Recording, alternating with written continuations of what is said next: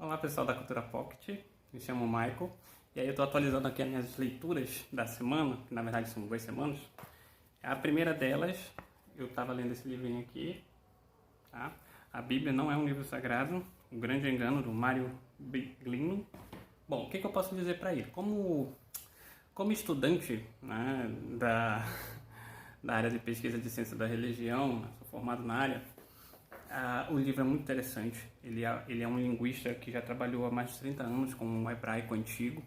Ele, inclusive, foi contratado por uma das maiores editoras da Itália de tradução. Só que ele foi mandado embora porque ele chegou a conclusões conflitantes com viés teológicos exigidos pela editora.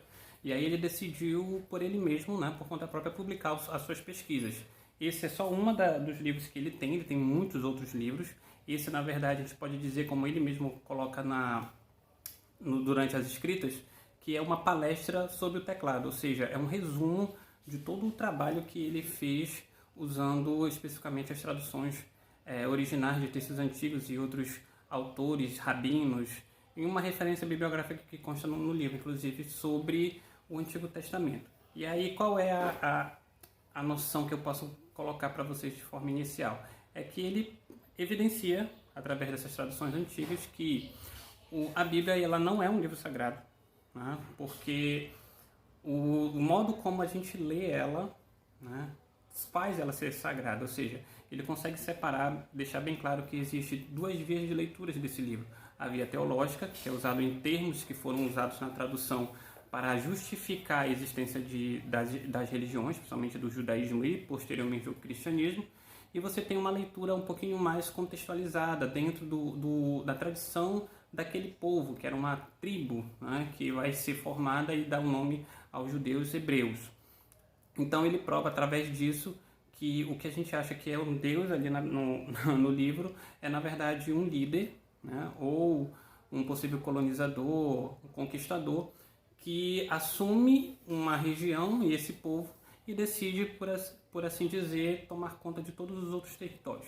Isso fica bem claro quando ele separa e mostra, né, e aí ele, no caso ele prova, que o Jeová, Yahvé e Elohim, dentro do viés teológico, ele é usado como sinônimo do mesmo Deus, só que não é bem assim na tradução original, que Elohim vem numa ideia de plural e o Jeová de indivíduo, ou seja, numa leitura é alguém, um indivíduo que pertence a um grupo, Elohim, e esse indivíduo decide conquistar, ter um território para si, que é evidenciado logo nas primeiras leituras dos livros, só que em um determinado momento ele decide conquistar todos os outros, né, os territórios que são dos outros, entre aspas, deuses, que no caso seriam pessoas, líderes de outros grupos que tomam conta, né, daquela região. E aí ele mostra que, através disso, a nossa leitura com viés teológico, ela na verdade distorce, né, o que ele conta.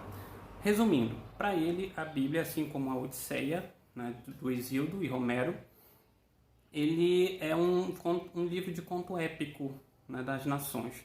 É interessante. Eu particularmente não gostei apenas do título, né? O título para mim ficou com um viés muito sensacionalista. Não sei se ele fez isso para puxar, né, a questão de mercado para vender, mas eu acredito que o mais coerente seria ele colocar uma interrogação. A Bíblia é um livro sagrado? Né? Ficaria um pouquinho mais coerente, porque mostra meio que ele quis jogar isso assim, de uma maneira sensacionalista para vender, para chamar a atenção para si. Né? Acho que pode ter sido esse o objetivo, tanto que ele coloca o subtítulo, né? O grande engano, parece que, nossa, né?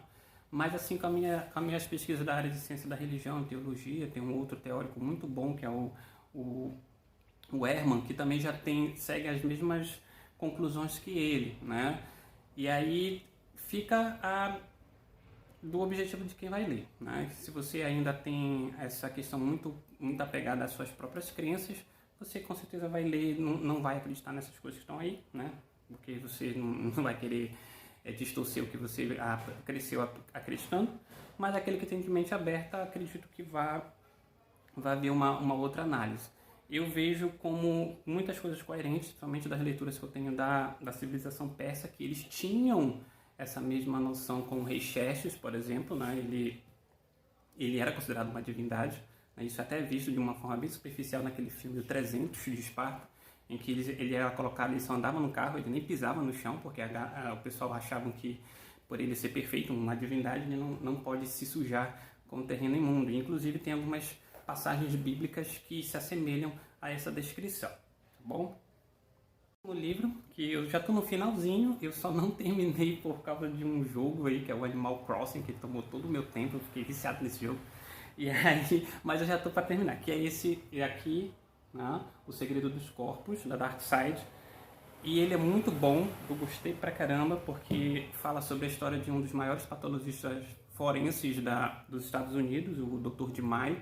Conta um pouquinho a história da vida dele e fala sobre os casos que ele se envolveu, né, referente a assassinatos, em que a experiência dele, a competência dele enquanto patologista foi crucial para desvendar esses casos de assassinato, de homicídio, suicídio, etc.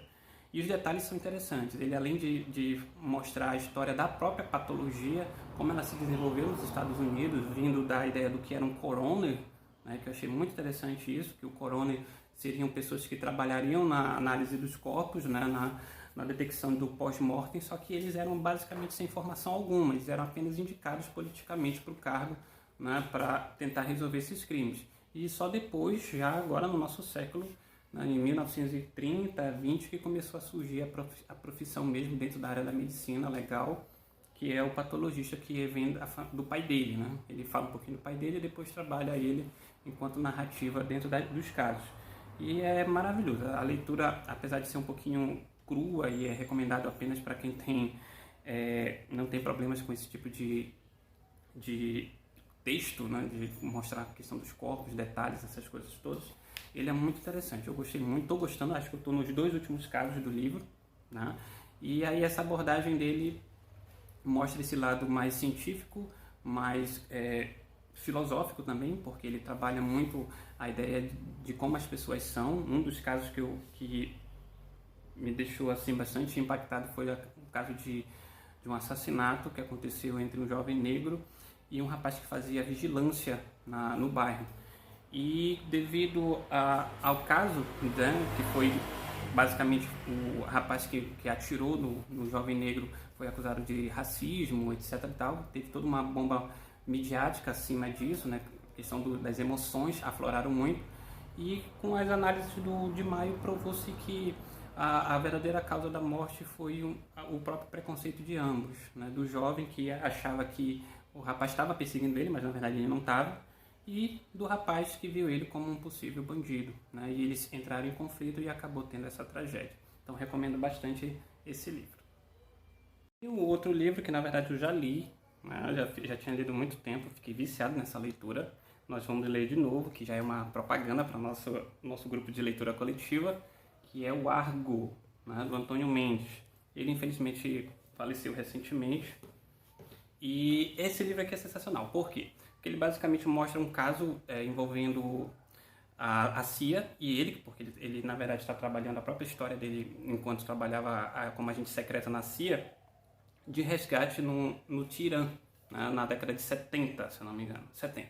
E aí o que acontece? Ele mostra os vários casos que ele se envolveu, né, como bastidores, para tentar resolver esse que foi um dos maiores casos dele, muito difíceis de encontrar uma solução, que foi essa tentativa de resgatar os americanos dessa cidade depois que houve uma revolução, uma revolta, né, envolvendo a questão das embaixadas.